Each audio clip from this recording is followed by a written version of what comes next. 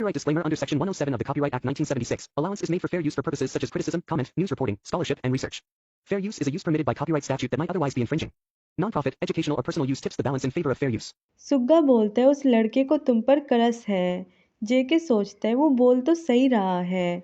उसे देखकर तो लगता है कि वो मुझे इग्नोर कर रहा है, लेकिन जब भी हमारी आंखें मिलती हैं तो वो नज़रें चुरा लेता है। ये सच है कि वी को मुझ पर क्रश है। मैंने ये सब नोटिस कैसे नहीं किया। इवन इस बास्टर सुग्गा ने भी ये नोटिस कर लिया। सुग्गा बोलता है हम कुछ दिन पहले ही मिले थे। उसे गलतफहमी हो गई कि तुम मैं हूँ, इसलिए मैंने उसके साथ कुछ मस्ती की थी। वो सबके साथ फ्लर्ट करता है या सिर्फ तुम्हारे साथ ही? पर फिर भी मैंने डिसीज़न ले लिया है, वो लड़का अब से मेरा है।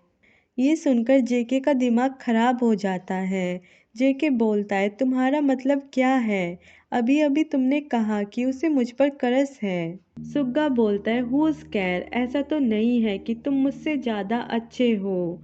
मेरे जैसा लड़का जिसे कभी किसी का प्यार नहीं मिला। मैं सोच रहा हूँ कि इसे एक्सपीरियंस करके कि ये कैसा होता है। पर मैं तुम्हें वार्निंग दे रहा हूँ, तुम दोस्त हो और वही बनकर रहना। जेके बोलता है नहीं। सुग्गा बोलता है क्या बोला तुमने? जेके अपने मन में सोचता है कि उस ठग की हिम्मत कैसे हुई वी के बारे में बातें करने की। पर फिर भी मैं ये सब इग्नोर नहीं कर सकता कि वो इस घर का बड़ा बेटा है। मेरे पास अभी इतनी पोजीशन नहीं है कि मैं उससे ओपनली अटैक कर सकूं, इसलिए मैं इस पर ज़्यादा चर्चा भी नहीं कर सकता उसके साथ। जेके कॉन्फिडेंट होकर बोलता है तुम्हें पता है हम सिर्फ रेगुलर क्लासमेट नहीं हैं, हम एक दूसरे को बचपन से जानते हैं। इसलिए अपने आप को हमारे बीच में लाने के बारे में सोचो भी मत। अपना टाइम वेस्ट मत करो, किसी और के साथ जाकर खेलो। ये बोलते हुए जेके की आवाज़ लड़खड़ा जाती है, क्योंकि जेके को ये डर होता है कि कहीं सुग्गा अपना मन ना बदल ले और अपने बचपन की यादें सिर्फ मुझे याद है, वी को नहीं। तो पास्ट को बीच में लाना मीनिंगलेस है। सुग्गा बोलता है हे लड़के, क्या तुम उसके लिए कुछ फील करते हो? जब दादाजी और पापा को पता चलेगा कि तुम भी एक गे हो तो घर में हंगामा हो जाएगा। मेरा क्या है, मैं तो बिगड़ा हुआ हूँ, पर तुम्हारे लिए ये प्रॉब्लम हो जाएगी।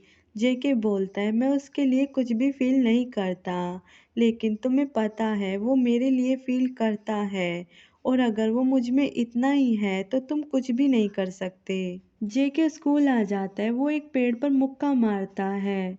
वो सोचता है वी ने उसे जेके समझ लिया और अप्रोच किया कि हम दोनों एक जैसे दिखते हैं। क्या वो भेद नहीं कर सकता हमारे बीच में? क्या वो हमेशा से ही इडियट की तरह सबके लिए स्माइल करता है और अपना दिल अपने कपड़ों पर लिए फिरता है? वो हमेशा इन क्रीपी लोगों के बीच में रहता है। तभी वो वी को देखता है। उसे देखकर उसका मूड ठीक हो जाता है। वो सोचता है सिट, मैं वी पर गुस्सा क्यों कर रहा हूँ? उसने तो कुछ गलत भी नहीं किया है, और अभी मैंने कुछ देर पहले अपनी फीलिंग को भी दबा लिया था। मैंने ऐसा क्यों किया? मैंने तो कसम खाई थी कि मैं तुम्हें इस दुनिया का सबसे खुशनसीब इंसान बनाऊंगा। आई गेस मैं बस बकवास कर रहा था, लेकिन मैं जब से तुमसे मिला हूँ मुझे अपने कैरेक्टर के बारे में पता चला है कि मैं यहाँ आया ही क्यों। अपने दिमाग पर लगाम लगाओ जेके। मैं उसे अभी पता नहीं चलने दूंगा कि मेरा कैरेक्टर कैसा है। मायने ये रखता है कि वी को मुझ पर क्रश है। वो मुझे देखकर कितना खुश हो जाता है। वो ऑलरेडी मेरा है। जेके बोलता है तुम यहाँ कितनी देर से वेट कर रहे थे?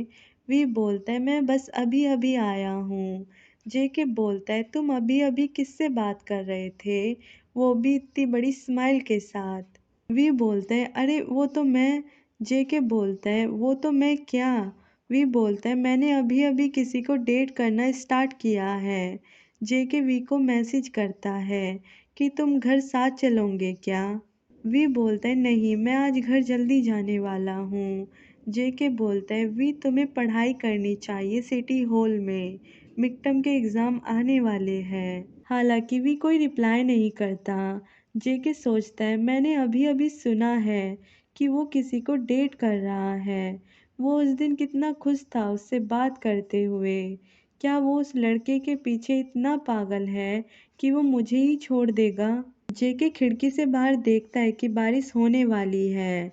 जेके कुछ सोचता है और उसकी डार्क साइड बोलती है कि वी सिर्फ और सिर्फ मेरा है।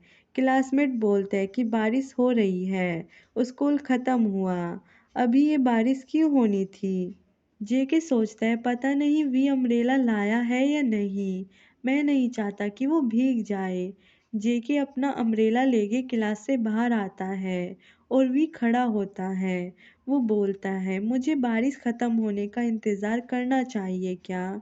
जेके बोलता है तुम अपने डोम पर जा रहे हो ना? चलो मैं तुम्हें वहाँ तक छोड़ देता हूँ। वे बोलते हैं अरे नहीं तुम्हें क्या ही परेशान करना, मैं अकेला ही चला जाऊँगा।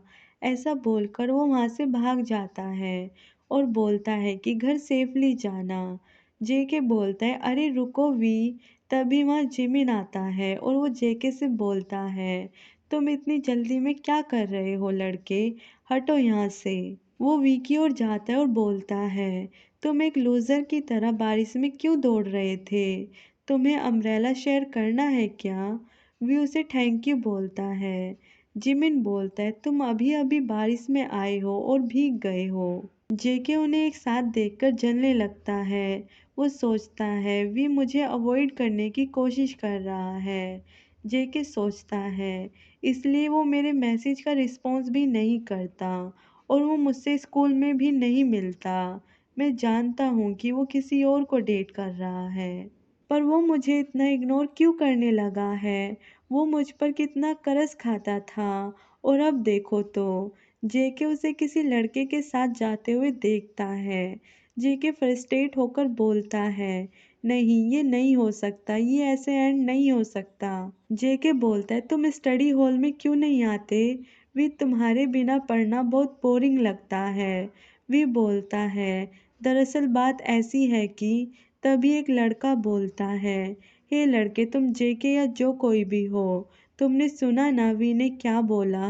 वी बोलता है हे रुको बेल बज गई है इसलिए चलो यहाँ से। वी जेके को रिग्रेट के भाव से देखता है। जेके सोचता है मैं ये सुनने के लिए बेसब्र था कि मैं मिस्टेक कर रहा हूँ। तुम इतना खुश किस बात पर होते हो? जब मैं करीब होता हूँ तब तो तुम स्माइल नहीं करते। No word. तुम्हारे चारों ओर क्रिप्स घूमते रहते हैं।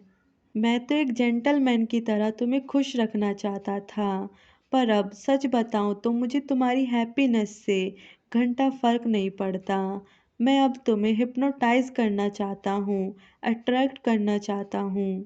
किसी भी कीमत पर अब से मैं ऐसे ही प्रिटेंड करूँगा जैसे कि मैं कोई साधु संत हूँ। एक यही रास्ता है तुम्हारे करीब आने का, और अब मुझे इस बात की कोई चिंता भी नहीं है। और तुम्हें एक फैक्ट पता है वी, मैं तुमसे नफरत करता हूँ। Thank you for watching this video. Next episode के लिए चैनल को सब्सक्राइब करें।